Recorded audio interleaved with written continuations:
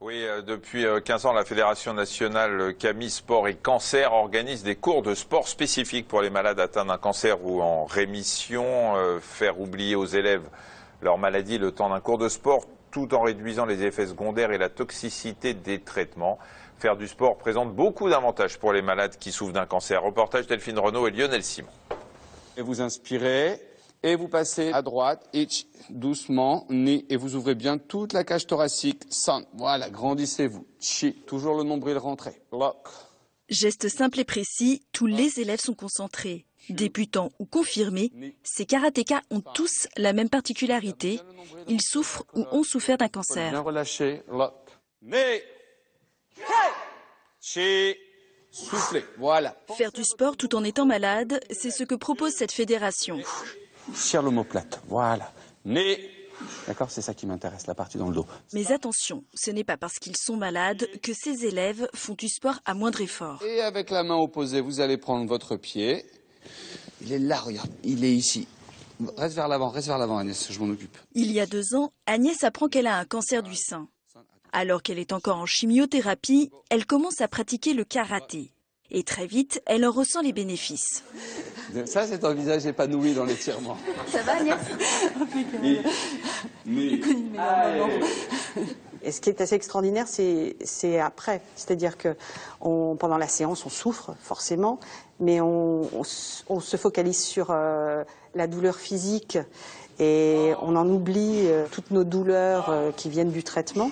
Et c'est surtout aussi l'aspect psychologique qui est énorme. C'est-à-dire qu'on a l'impression de retrouver son corps. Et ça fait quand même beaucoup de bien au moral. Depuis 10 ans, des études scientifiques étudient l'impact du sport sur la santé et la vie des malades. Les bénéfices sont avérés à tous les niveaux. L'extérieur du pied au sol. D'une part, vous diminuez tous les phénomènes de fatigue. La fatigue, c'est le premier symptôme des patients. L'activité physique, c'est le seul traitement scientifiquement validé de la fatigue. Deuxièmement, vous évitez les prises de poids, qui sont très fréquentes après une chimiothérapie. Vous améliorez les capacités cardio-respiratoires, les qualités de vie. Le patient se sent plus heureux, mieux.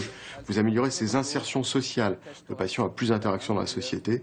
Vous améliorez sa qualité de sommeil. La plupart des patients, après une chimio, une radiothérapie, dorment mal. Là, ils redorment mieux. Et surtout, vous augmentez de façon considérable les chances de guérison.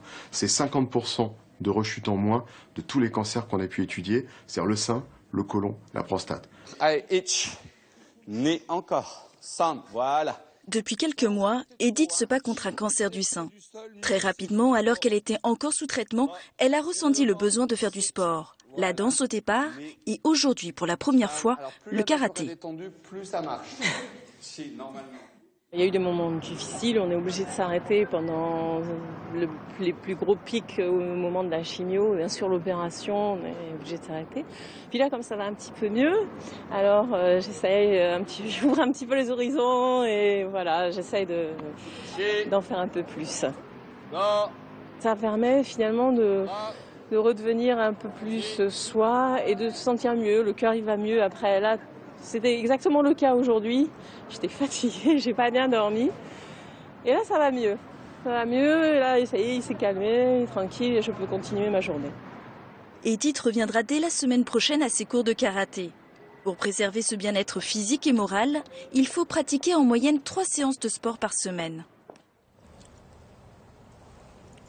Vous voulez pas dire quelque chose? Si.